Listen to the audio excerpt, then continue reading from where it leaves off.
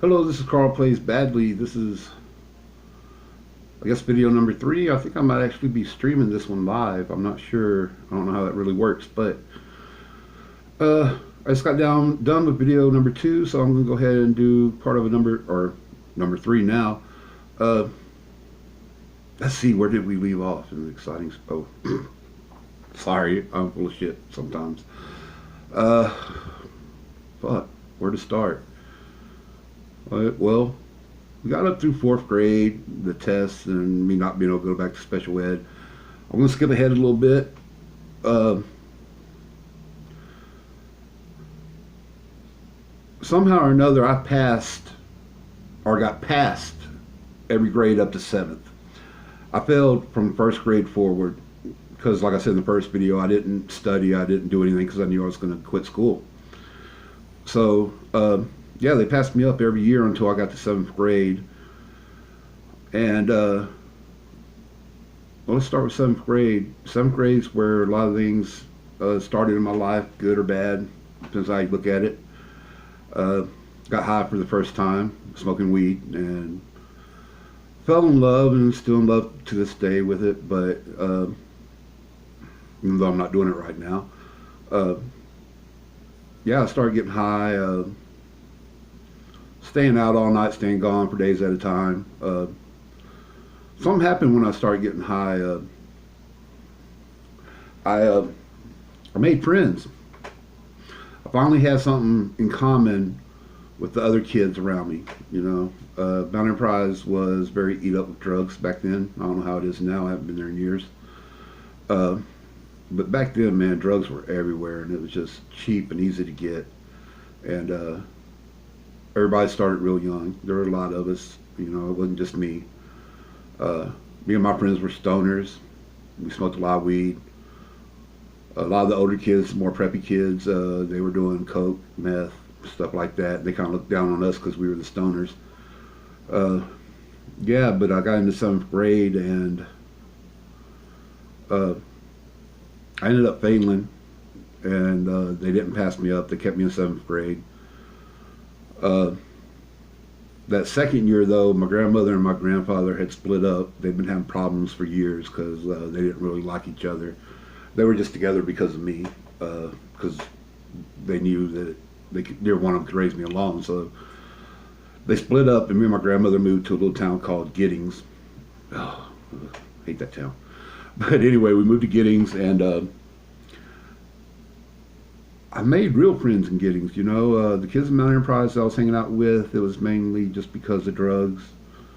I got to Giddings, and I actually met kids that were into heavy metal and uh, skateboarding and, you know, getting high, hanging out, and I made real friends, you know, and man, it was different, but school was the same. And something happened to where, for some reason, everybody wanted to pick on me. I guess because I was the biggest kid there. Because I've been the size I am now, you know, I can wear the same clothes I wore in seventh and eighth grade.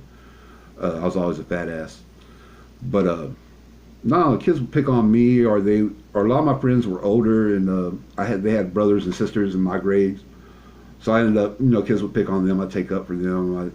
I'd take up whenever somebody messed with me, and fighting became a real big thing. You know, I was fighting all the time. It felt like, and it was scary because I was timid. You know, I was timid about fighting. I hated to fight. Uh, but because of the things my mother had done to me, and some of my conditions, like the PTSD, was kicking, and I dissociate. Part of it is called dissociative disorder, that stems from my PTSD. And what happens is, when I feel pain, when I feel enough pain, I would black out, because that's how I would deal with the beatings that my mother used to give me. After the first few hits, I wouldn't remember anything. You know, I'd wake up the next day and wouldn't know, you know, wouldn't have any recollection of it. So when I had to fight all the time, like I said, I was timid and I didn't want to fight. So I would let kids hit me, and hit me, and hit me, and hit me, until I'd black out. because that's the only way I fight back. And it went on like that for a little bit. Some kids even told me I hit my principal one time in Giddings. I don't remember. I was blacked out. I guess I did. People say I did. But got introduced to acid. Really liked it. Didn't get to do it very often, but I really loved it. Kept getting in trouble, man. I get in trouble from the cops for walking to the store at like 2 in the morning. You know, I had a stack of offense reports like this for minor in need of supervision. Finally, my grandmother wrote me a note saying it was okay for me to go to the store. I said I was spoiled. So, yeah, I was getting in all kinds of trouble, man. At school, with school, I was either suspended or I was in ISS, which is in-school suspension, if you don't know. They sent me to ISS, and I'd get in trouble on my last day and get suspended for 3 days, come back to ISS because you'd have to do it over, get suspended. And I was getting suspended on purpose because I didn't want to be at school. And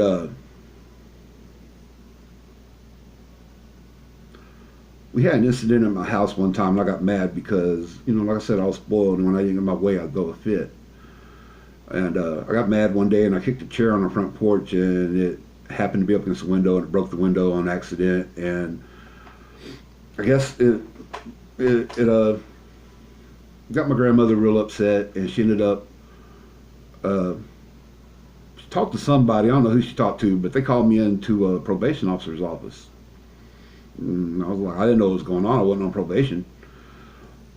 And that didn't go well at all. She started talking to me. I wasn't paying attention. She got all upset. I got upset. She said, "You're going to pay attention to me?" I said, "No, I'm not." She said, "You got to have some respect for me." I said, "Fuck you." Not things I'm proud of. I wish I wouldn't have done all that shit, but I did it. They let me go. They couldn't really do much.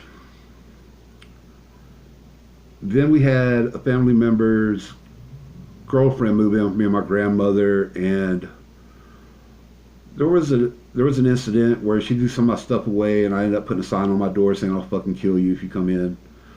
You know, something stupid that a 14-year-old would put on their door, you know. And the next thing I know, I'm in school taking a test, and the cops come in and arrest me. Take me to the courthouse. There's a judge and a district attorney, probation officer, and my grandmother. And they told me they had me for a terroristic threat. And they wouldn't let me out on bail or anything. They kept me for 30 days waiting on trial, waiting on court. And when I finally went, the judge gave my grandparents an ultimatum. I could go to TYC until I was 18, or they could move me out of town within the next couple of days. So next day we moved.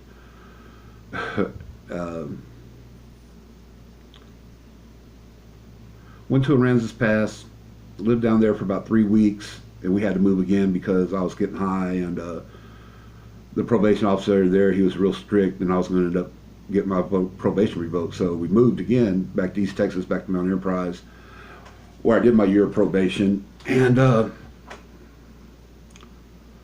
don't know how I got through it because I never stopped smoking weed, never quit drinking, I never stopped skipping school.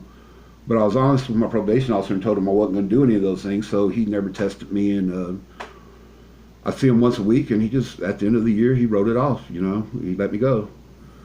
I was lucky, you know, and I got lucky like that a lot with the cops. I was always getting involved with the police one way or another and getting out of it. Which at Mount Enterprise was a little easier because for a long time my step brother was mayor, my uncle was justice of the peace, his son was justice of the peace in Henderson, which was where the main courthouse was. When my uncle died, my aunt took over, so she was JP for a long time. So I didn't get in trouble. I mean, I get a ticket at 13, I'd get out of it. No matter what I do, I got out of it, you know. So yeah, life went on. Mount Enterprise sucked. School sucked. Got done with 8th grade. 9th grade came around. I was like 15. And I just pretty much didn't go hardly at all. So sometime in the second semester, they sent a letter home saying I'd been unenrolled from school due to unexcused absences. I'd missed like 88 days that year so far. And yeah, so I was out of school. Yay! But uh, shit didn't get better. I was still miserable all the time. I hated myself. I hated everybody around me. When I say I hated myself, I really hated myself. I mean, I detested me. All I could think about was dying most of the time. And I would hurt myself on purpose because I had so much pain inside from being alone and nobody, not having anybody, that pain would get too much. And so I'd hurt myself physically. Sometimes even until I'd black out just so I wouldn't feel that shit in here. Yeah, so I wasn't in school anymore. I wasn't working. I was just going around because most of my friends quit school too. Uh, has a really good friend. Him and his girlfriend, she had gotten pregnant and had a baby when she was like 14, and everybody congregated at their house, and that's where everybody hung out every day. So that's where I was every day, and every day was all about getting high, going in the back and getting mushrooms and doing mushrooms, all season long for 2 or 3 months at a time. And pills, I take my friends' psych meds and take them, so I feel a little better because I wasn't medicated. I've been in and out of doctors and counselors, but they never could figure out what was wrong with me. And they kept saying that I was just a bad kid and I just had all these problems. They didn't never catch on to my learning disabilities. And because of my bipolar, the way it is, it's not like regular bipolar. You have your highs and lows at the same time a lot of the time. So you're manic, but you're also suicidally depressed.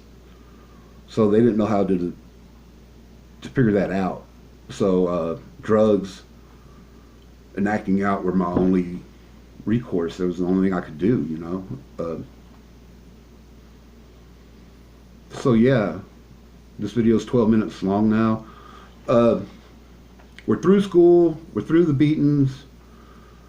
We're getting up into the drug stuff and some other weird shit. So I'm going to leave it here. And hopefully it won't take me 2 weeks to put up another video because it was 2 weeks between my first and second and this one. So hopefully I'll have another video in my life story in a couple of days. I'm thinking about just making one now just to fuck off and talk shit about movies for a few minutes. So yeah, if you watch this, which I doubt anybody does, but if you do watch it, I hope you enjoyed it. Maybe you get something out of it, maybe you don't, but I'm getting something out of it, so I guess that's all that really matters is me. No, I'm just fucking with you. I don't even like me. No, this is just... so yeah, if you watch this, let me know. Like it. Leave a comment. Dislike it even, Talk shit in the comments. Do something if you see it. Let me know. Either way. Thanks. Love y'all. Talk to you later.